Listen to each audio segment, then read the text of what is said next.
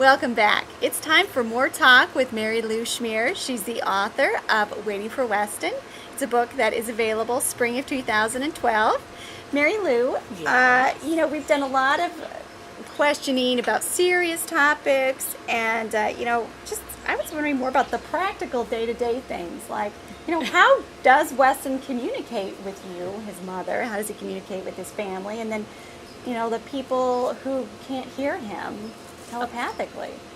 Well, the good news is that, he understands everything. Does he respond to everything like all kids? Not all the time. Doesn't mean he doesn't understand, though. He's pretty self-sufficient. So he can, if he wants something to eat, he can get it himself for the most part. He puts himself to bed, and so the day-to-day things are pretty easy. He will, if he's hungry, he'll make it himself, or if he wants something specifically, he might, sometimes we used to have like a little magnet of McDonald's he used to give it to me. It smack his lips. No, he wants to go out for something to eat or something.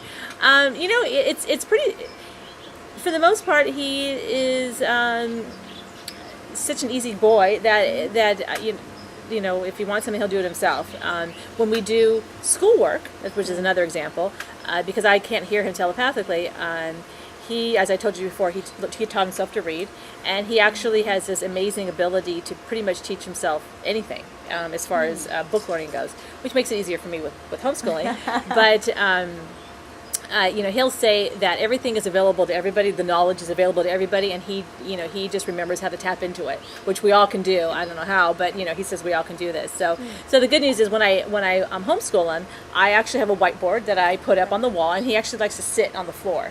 It has to do with him feeling balanced and not having to worry about gravity and so on. So I'll send him on the floor with me, and if we're doing like calculus or something even, which I don't remember how to do, I'll put the book up in front of him, and he'll just like go through the pages fast. I'm asking him, Weston, are you getting it? And he'll nod his head yes. So it takes like 3 seconds. And then I'll give him multiple choice questions, and for the most part, you can pretty much make anything multiple choice. SATs and whatnot are always multiple choice.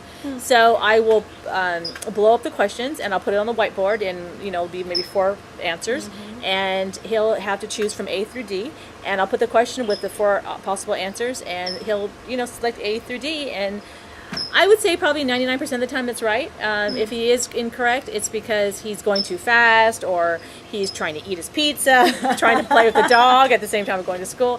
But yeah, so it's pretty amazing, and that I talk a lot about that in the book and how that whole thing happened, and how I learned to trust myself that it's true that he was able to do this, and I'm ashamed to say I wasn't the first person that discovered his ability to be able to do these school tasks. It was Jaquita, who I mentioned before, his speech pathologist, who actually was also very instrumental in his whole story. I often say that Jaquita's story starts with him, and his story actually starts with her, because she was probably one of the first professionals who actually saw Weston differently and actually had concrete proof that, there's so much more inside of him than you even gave him credit for, and that she as well. And I was... When the day that she showed me that he could read and comprehend all these words that, 2 days earlier he was throwing letters and, not identifying letters consistently and whatnot, and here he is reading all these words and understanding them, that was huge. And I really can't thank her enough for having the courage to say something to me, and knowing that she might be ridiculed by others, and she stayed within her own truth and said, no, this is true, and this is what he can do. So anyway, so that's kind of, to answer your question, those are ways how he communicates. We were going to talk about this later, but I think it ties in so nicely now with where we are in our discussion. Do you ever feel jealous or hurt that you cannot hear Weston, yet people that were strangers can? All the time. No. No. You know what? I don't. The reason is because Chris Marms, who I spoke about before, my counselor, she actually, over years, made me understand that there really is benefit in me not hearing him, and because there really and everything happens within divine timing. That's a phrase I use a lot that Chris told me about, divine timing, and I came to understand that there is divineness and the timing of everything, the timing of this book, the timing of him, hearing, meeting Dr. Meg Lupin and so on. I think in my story, I think my inability to hear him gives parents the space to say, you know what, my child's different. I may not understand them. Someone is telling me, they may have a therapist who's saying the same thing about their kid for all I know, and they're saying, here's a mom who doesn't hear her child speak telepathically, but that doesn't negate her ability to believe that it's true. And so I think, I think there's a great benefit for everybody, and not, even the fact that I don't hear him, nor does neither Don or Randall either. I think we will. But honestly, I know I used to wake up every day with that prayer in my heart. Every day, is he going to talk today? Please, God, bring someone forward that's going to bring him, to let him talk, or give me the supplement, or give me the medical intervention, whatever. And honestly, I don't even think about it anymore. I accept him for who he is. Weston's very adamant on the fact that he is speaking through his heart, and this is the way we all know how to speak.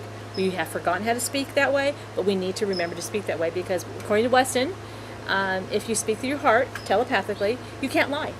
You can, and it's true. And you can't. You only can say the truth, and you start filtering everything through your heart, and you start looking at the world through your heart, and conversing through your heart, and it just think how wonderful thing would be if we could do that. So I'm still working on it. Wow.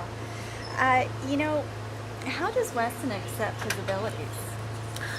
Good question. You would think, oh wow, he's probably thrilled to death, or how great this is. But surprisingly, again, I talk about it in my book, it didn't happen that way. He really, there was a long time where he really was not sure if he was going to accept them. And yeah, he knew it was his life path, we'll say, but it's funny because I would have conversations with Chris Marms and other people, and I could, based on his behavior, I could see he was troubled. I could see that he was off someplace, in his head, mulling something about. Right. And then Chris would tell me, oh well, he's really trying to decide if he really wants to come forward. And it wasn't just Chris who would verbalize this, but it was he would have a session with Dr. Meg, and her masters would say the same thing. He doesn't want to appear different to people. He doesn't want to look at this odd, kid, and he doesn't want to put Don and I in a situation where you've got this weird kid who does these weird things. And so I was hearing it from a lot of different people,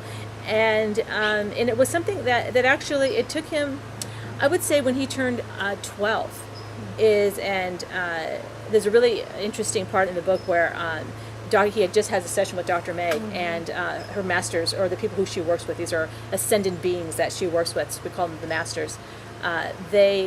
They're conversing with Weston, and it's she gives me a transcript of the session, and they talk about how he is now his what am I trying to say here? His energy levels are ascended. They're higher than they were before. So he's basically going to school, we'll say, but on an energetic level. And they say that now he's ready for me to not be his protector anymore, but I need to be his more his facilitator. And that was huge, because here is my 12 or 13-year-old little boy telling me that he doesn't need me anymore as a boy, as his mother, and that he was ready to step into his own. And thinking about it now, I'll start to cry again, because to have your son who's that age, who you thought was so needy of you, and then suddenly is telling you that he can do these things, and he's ready to step into his own. It was astounding. I never had that with I'm still waiting for my other son to do that, but it's just something that is just amazing. To hear that, and I just took my breath away when I read that, and it happened when he was like 12 or 13, when he said, okay, I am ready. And then I thought, oh crap, am I ready? That brings up an interesting question. Are you ready to share Weston with the world? Well, during those times when Weston was having these battles of conscience, am I ready to do it for himself? I was like, oh, what is the big deal? Come on, let's get on with this show. Come on, I'm tired. Because I'm still thinking, when he gets ready, it means he's going to start talking. That's again, you can't let that go. So I'm thinking, what, come on, what is the big deal? Of course, that's not what it meant, but so far, anyways. And so when he finally came through on his second book with Dr. Megan's and the Conversations with the Children of Now, and he wanted to use his real name, I remember I talk about a little bit in the book about there was an article in the paper about a study that was done at UCI, which is a local university here, and I happened to talk to Weston about this particular article. Then I contacted the doctor. Long story short, all of this kind of came up, and it basically he was saying he was ready to come forward, and all of a sudden I got cold feet, and I thought, oh, I can't do this. I know I thought I could, but you know what? And I know they kept on telling me, Dr. Meg and Chris Marms especially, they're worried about you, Mary. They want to make sure that you're able to handle this. I'm like, what is the big deal? But finally, when it was there, I said, I don't think I can handle this. I don't know what this is going to mean. I don't want people to pity us. I don't want people to think we're some freaks. I don't want, Randall was just getting ready to go into high school at that point. Right. Don is a police officer, and I thought, does he want that? There were so many things that I could put in front of me that said, don't do this. Mm-hmm. So it took some time. And, for example, you've known me for a while, and you didn't know about Weston for months before until I happened to mention it in passing as a joke. Right. And it's something, though, I am ready. And in the book, I talk about when I came to accept it, I did accept, finally, that Weston is going to be, is my son who I'm going to have to share with the world. Mm-hmm. And I've accepted that. And Randall, I definitely feel is for Dawn and I. I hold Randall very dear to my heart because I know that it's through him I get to experience what most people, get to experience. And, Weston's different, and that's okay. And Weston has a huge, life task on his hands, and that's great. And I'm here to support him, like I would Randall. And that's why I wrote the book as well, is because, you would do anything for your child. You would help them. You'd send them to school. You give them, assistance if they need tutoring or whatever. It's the same thing with Weston. This is going to help him on his bigger journey. And part of what he's here for is to open up people's minds and their hearts to different ways of communicating, to different ways of looking at these children, to different ways of living your life. And if this book helps open up people's minds, and this is what I feel it's going to, then that's why I am ready now. Wasn't ready a couple years ago, but I am ready now. Well, I'm sure that you are ready to hear more from Marilu. So there will be additional interviews with her you want to catch. And as she said, you can get all of this in the book Waiting for Weston through Amazon.com or WestonSchmier.com.